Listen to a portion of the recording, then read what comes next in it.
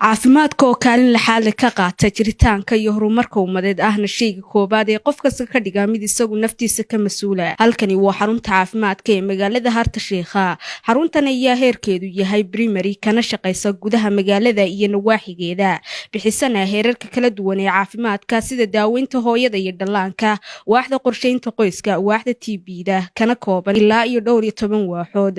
Xaruntan ayaa sidoo kale isu xilqaantay caawinta shacabka isbuuciina hal maalin siisa bulshada agabka fayadhowrka nadaafadda, bixiyana wacyigelinta shacabka. Haddaba maareeyaha xaruntaas Mudane Guuleed Axmed ayaa nooga warbixiyay adeeg bixista caafimaad ee xarunta. hadaladiisina waxaa ka mid ahaa sida tan. ugu horeyn waxaan soo dhaweynayaa warbaahinta warbaahiyaha Nabad TV. waxaan aad u mahadsantihiin. TV-ga ugu horeeyay intaan ogahay inuu yimid waraysi noocan oo kale ah si baaxad leh oo dhan walba ugu eegay. taada intaa ku dhaafo xarunta caafimaadka ee magaalada Sheekha.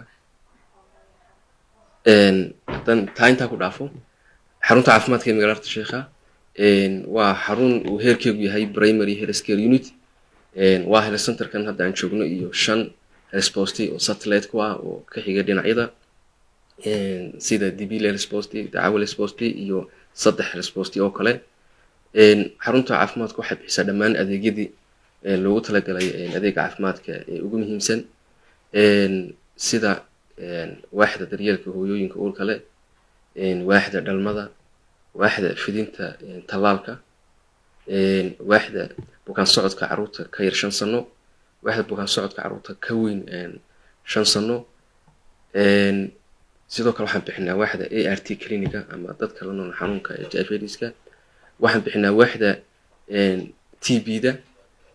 waxaan bixinaa waaxda qorsheynta qoyska.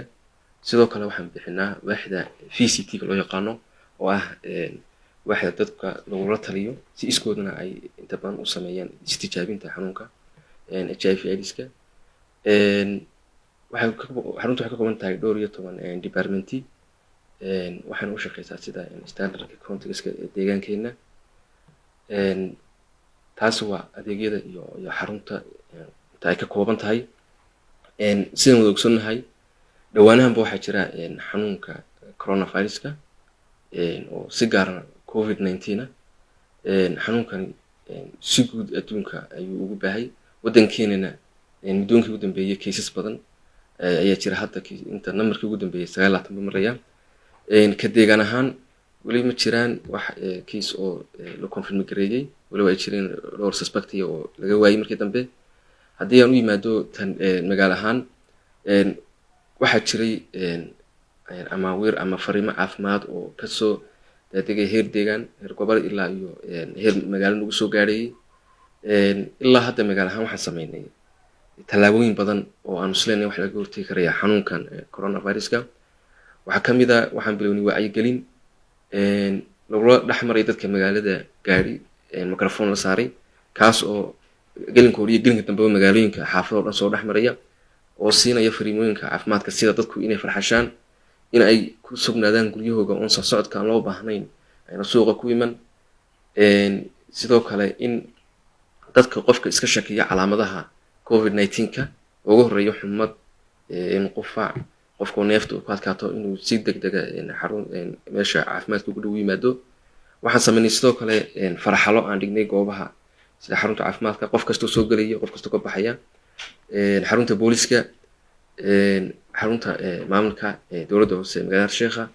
sidoo kale suuqyada meelaha manaariyaga gawrida laga raaco, kafeteriyaasha walow aan yareynay saxmadii iyo dadkii badnaa isku ururiyay. waxaa sidoo kale la xiray goobihii la iskugu iman jiray ee aadka u han jiray sida carruurta DSTV-yada, goobaha ay gameta carruurta ku ciyaaraan, goobihii commercial sex workers-ki, goobahaasoo dhan baan wada xidhnay. ilaa haddana hawshu way noo socotaa. dhanka kale iyagna halkaas waxaa ka hadlay dhakhaatiirta ka shaqeysa xarunta. hadaladoodiina waxaa ka mid ahaa sida tan. asalaamu calaykum waraxma. magacaygu waa Farxaan Shamsudiin Cabdiraxmaan. waxaan ka mid ahay xirfadlayaasha ka howlgala health centerka magaalada Harta Sheekha, qaasatan qaybta under 5-ka.